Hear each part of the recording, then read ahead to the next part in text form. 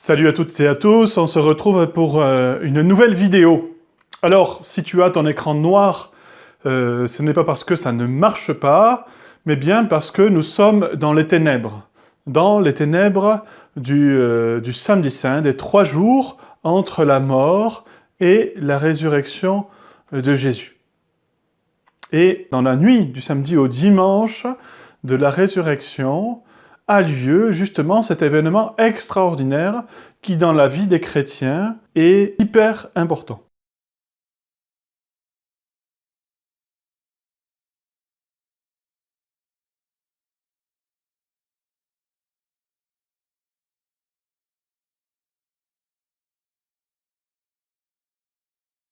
Pour signifier cela, nous avons l'habitude, pendant la vigile pascale, d'allumer des cierges. D'allumer des cierges, signe de la foi, lumière, signe de ce qui est vainqueur des ténèbres, et à la fois signe de la vie. Cette lumière, c'est le Christ qui est celui qui nous donne la vie par sa résurrection. Alors, je te propose ensemble, avant d'évoquer le sens de cette résurrection du Seigneur, ce qu'elle veut dire pour nous concrètement aujourd'hui, d'écouter l'Évangile. Le premier jour de la semaine, à la pointe de l'aurore, les femmes se rendirent au tombeau, portant des aromates qu'elles avaient préparés. Elles trouvèrent la pierre roulée sur le côté du tombeau. Elles entrèrent, mais ne trouvèrent pas le corps du Seigneur Jésus. Alors qu'elles étaient désemparées, voici que 2 hommes se tinrent devant elles en habits éblouissants. Saisies de crainte, elles gardaient leurs visages inclinés vers le sol. Ils leur dirent : « Pourquoi cherchez-vous le vivant parmi les morts ? Il n'est pas ici, il est ressuscité. Rappelez-vous ce qu'il vous a dit quand il était encore en Galilée. Il faut que le Fils de l'homme soit livré aux mains des pécheurs, qu'il soit crucifié, et que le 3e jour il ressuscite. » Alors, elles se rappelèrent les paroles qu'il avait dites. Revenues du tombeau, elles rapportèrent tout cela aux 11 et à tous les autres. C'était Marie-Madeleine, Jeanne et Marie, mère de Jacques. Les autres femmes qui les accompagnaient disaient la même chose aux apôtres. Mais ces propos leur semblèrent délirants, ils ne les croyaient pas. Alors Pierre se leva et courut au tombeau, mais en se penchant, il vit les linges et eux seuls. Il s'en retourna chez lui, tout étonné de ce qui était arrivé. C'est le dimanche de la résurrection, cette résurrection qui bouleverse notre vie, qui change toute notre vie. Pourquoi ? Eh bien parce qu'elle nous donne la foi et l'espérance en Dieu qui nous sauve, non pas Dieu qui supprime la mort, mais Dieu qui est vainqueur de la mort en nous donnant la vie avec un grand vrai, la vie éternelle.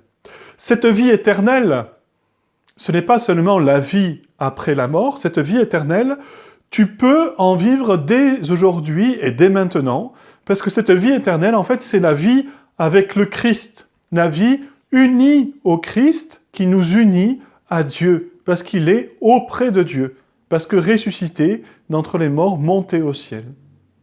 Et nous pouvons vivre aujourd'hui de l'amour de Dieu. Et c'est cela qui change totalement notre vie.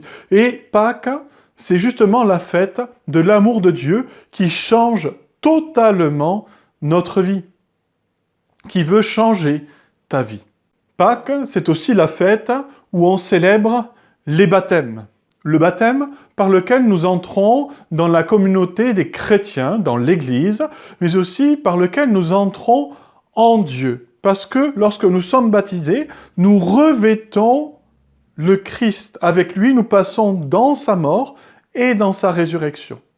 Et nous sommes étroitement unis à lui. Et toi, depuis que tu es baptisé, même si tu as été baptisé enfant, tu es uni étroitement au Christ et tu es appelé à nourrir cette union étroite avec Jésus tous les jours de ta vie jusqu'à ta mort, ou alors tu lui seras uni pleinement dans la vie éternelle.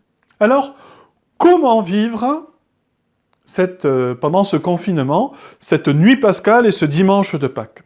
Quelques petits conseils concrets à mettre en œuvre. Premier conseil, illumine ta maison. illumine toute ta maison avec des bougies, des cierges, illumine tes fenêtres afin de pouvoir partager ta foi, ton espérance en la résurrection du Seigneur qui te sauve, qui t'aime et qui veut te donner la vie. En mettant une bougie sur cette fenêtre dès le samedi soir, tu pourras ainsi partager ta foi aux yeux de tout le monde. Tu peux aussi, deuxième petit conseil, t'habiller en blanc. Le blanc, la couleur du baptême, la couleur de la vie, la couleur de la pureté, la couleur de la foi. Tu pourras ainsi célébrer Pâques, vraiment ne pas t'habiller de manière habituelle, ne pas te mettre juste, rester en pyjama ou t'habiller en jogging, machin, mais t'habiller en habit de fête et t'habiller en blanc pour célébrer vraiment le Seigneur ressuscité qui te sauve et qui t'aime.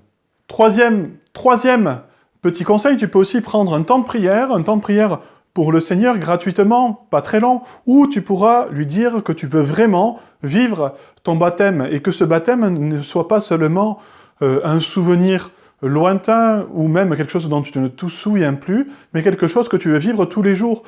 Le baptême, qu'est-ce que c'est? C'est vivre avec le Seigneur, uni à lui, tous les jours de ta vie, le mettre à la première place et vivre avec lui pour le rejoindre un jour dans son royaume, comme il nous l'a promis, parce qu'il nous a dit « Je serai avec vous tous les jours jusqu'à la fin du monde ». Quatrième petit conseil concret, ce sera aussi de fêter cela vraiment en faisant un beau repas festif, même si tu ne pourras pas avoir toute ta famille comme tu pourrais l'avoir d'habitude peut-être, mais vraiment t'engager à préparer ce repas festif de Pâques, mais aussi à prendre avant ce repas peut-être une bénédiction particulière, et du repas et aussi de ta famille, pour vous confier les uns les autres ensemble au Seigneur. Et enfin, Pâques, c'est la fin du carême, alors n'hésite pas non plus à manger quelques chocolats, des œufs en chocolat si tu en as, parce que après le carême, manger un peu de chocolat, eh bien, ça fait du bien au moral, et c'est aussi cela, fêter Pâques.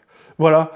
Voilà, chers jeunes, n'hésite pas à mettre le Seigneur au cœur de ta vie, à fêter cette résurrection, cette fête de Pâques qui change notre vie. Tu peux compter sur mes prières. Que le Seigneur te bénisse. Salut.